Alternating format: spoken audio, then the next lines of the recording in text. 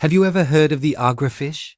If you have, you reap probably one of the few who know about one of the most brilliant and elaborate pranks in the history of science.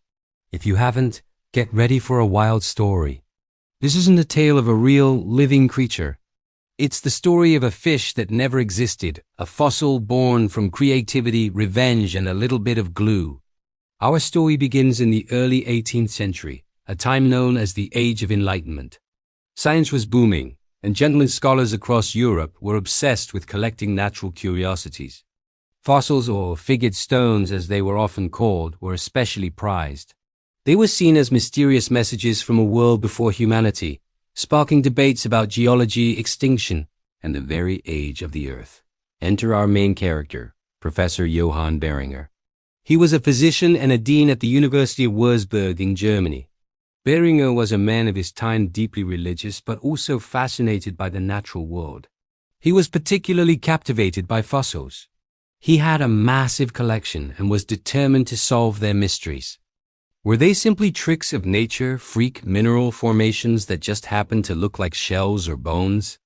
Or were they the actual remains of once living organisms, evidence of a great biblical flood? Beringer leaned towards the latter, believing fossils were God's divine artwork, a picture book of God. He was passionate, maybe a little too passionate, and certainly very proud of his knowledge. And like many academics then and now, he had rivals. Two of his colleagues at the university, J. Ignaz Roderick, a professor of geography and algebra, and Georg von Eckhart, a librarian, grew tired of Beringer's arrogant and pompous attitude. They decided he needed to be taken down a peg, so they hatched a plan. A truly diabolical and ingenious plan. They knew about Beringer's obsession and his habit of hiring local boys to dig for fossils on a nearby hill called Mount Eibelstadt. Roderick and Eckhart began to secretly carve intricate figures out of limestone. But they didn't just carve standard shells or ferns. They let their imaginations run wild. They carved stones that looked like lizards with flowers for heads, spiders spinning detailed webs, birds caught mid-flight, and even astronomical objects like comets and suns with human faces. They made them look ancient and weathered, then paid the boys to plant these fossils where they knew Beringer would find them. The trap was set. Soon the boys started bringing these incredible, unbelievable finds to the eager professor. Beringer was ecstatic. He was completely fooled. These weren't just fossils. They were revelations. He saw them as definitive proof of his theories. He believed these stones were formed by a divine plastic virtue in the earth, a force that could create images of all things, living and not. The fact that some depicted insects with webs or birds in flight didn't bother him. To him, it just proved the incredible power of this formative force. He even found stones with Hebrew letters carved into them, which he interpreted as the name of God, solidifying his belief that these were divine artifacts. His colleagues, Roderick and Eckhart, must have been struggling to keep a straight face. They kept feeding him more and more absurd creations. The more fantastic the carving, the more excited Beringer became. He was convinced he had stumbled upon the scientific discovery of the century. He documented every single piece, sketched them with meticulous detail, and ignored any and all skepticism from others. He was so sure of his findings that he decided to publish a grand book to share his discovery with the world. This is where the story takes a legendary turn. In 1726, Beringer published his magnificent, leather-bound volume titled Mythographiae Würzburgensis. The book was filled with lavish, detailed illustrations of his prized fossils. He presented his theories with utmost confidence, explaining how these figured stones were formed by divine power. He had poured his reputation and a significant amount of his own money into this publication.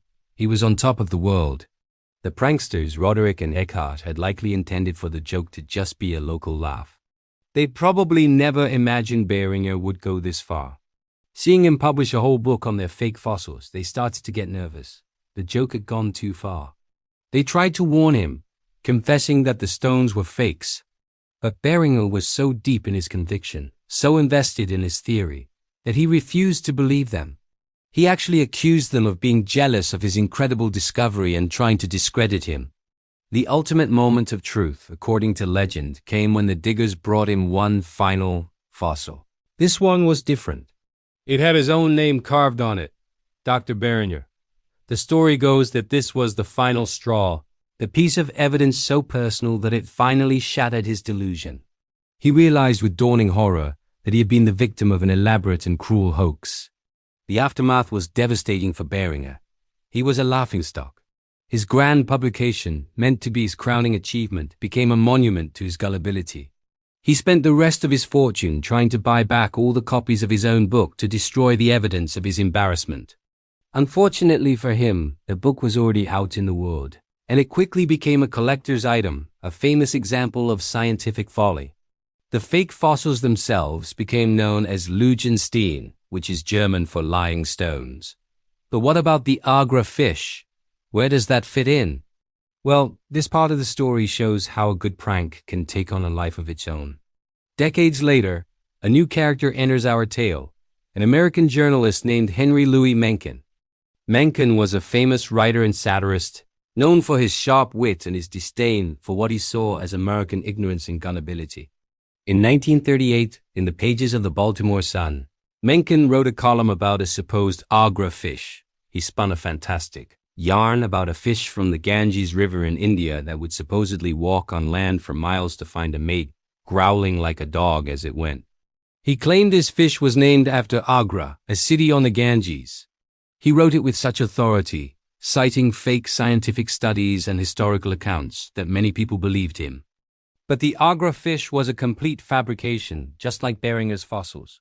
Mencken invented it as a social experiment, a way to poke fun at the public's willingness to believe sensational stories without question. His Agra fish was a modern-day lying stone, a test of critical thinking.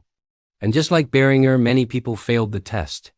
So the story of the Agra fish is really two stories woven together.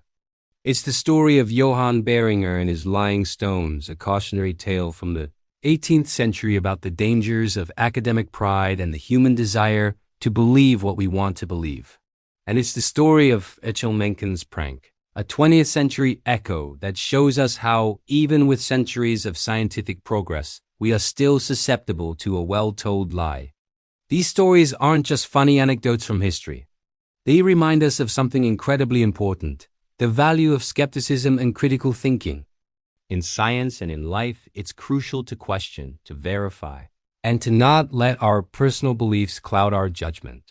Beringer. His story is a classic example of confirmation bias. He saw what he wanted to see and ignored all evidence to the contrary. Today, Beringer's Lugenstein are valuable museum pieces.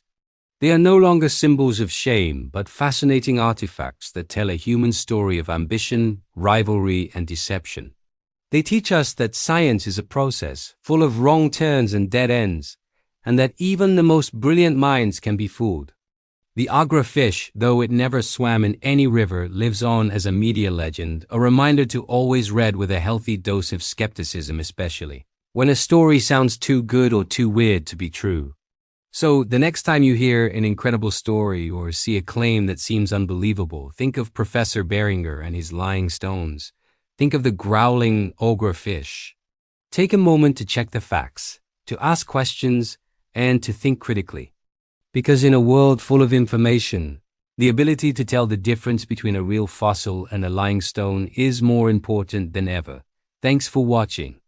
If you enjoyed this dive into one of history's greatest scientific pranks, don't forget to like, subscribe, and hit that notification bell for more stories from the strange and fascinating history of science.